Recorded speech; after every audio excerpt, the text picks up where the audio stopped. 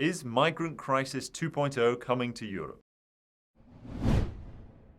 Hello and welcome to today's Daily Blitz. Now, as you may have seen recently in the news, Turkey has effectively started exporting all of the prisoners that it had taken in its skirmishes with ISIS. Now, it's accrued a huge number of these over the last few years, and since then, President Erdogan is now saying that they are not Turkey's problem and that they're going to start offshoring them onto all of their residual countries. Now, an American member of ISIS, or allegedly one, has now been stranded between Greece and Turkey as a result. And Nikolai, you think that this is really a broader metaphor for Europe as a whole, that Europe as a whole, or European foreign policy, will be stranded or marooned between Turkey and Greece similarly. Could you expand on that a bit? That's right. So when we had the migrant crisis last time, the amount of leverage that gave countries like Turkey in terms of influencing European politics was really strong.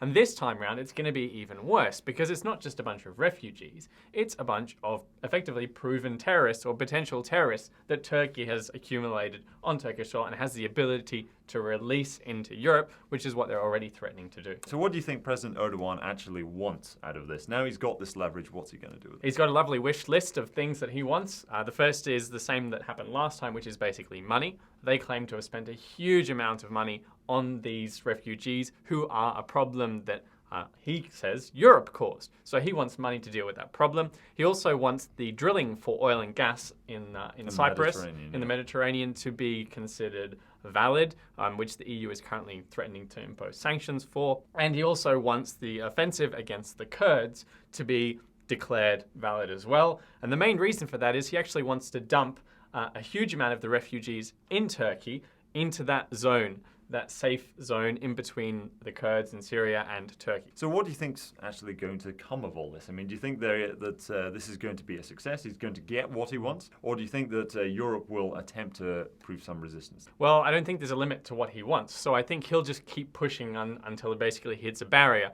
And eventually he's going to start releasing these terrorists, which he's already started doing on a very small scale. A few dozen people are being released into Europe at a time. Again, proven terrorists often. Really, I think the influence that investors at home should look into is what happens in European politics, because we've basically got a continent that's struggling economically.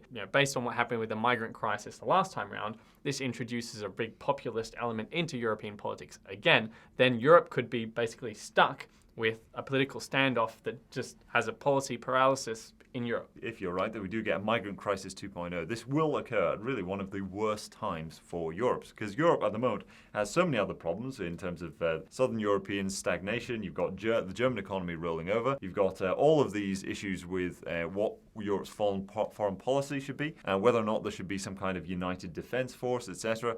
So if you get a policy paralysis at that time, there's really, it comes at the worst possible time. It puts increasing pressure on the European project as a whole, and as a result, I mean, you're going to see ever more populism within Europe, and ever more threats, I would say, that the EU is going to break apart to some degree. Yeah, and I think already we've seen this splintering, effectively hung parliaments, spreading in Europe, and I think we can expect that to continue. Well, that sums up today's Daily Blitz. Thank you very much for watching, and hope you tune in tomorrow.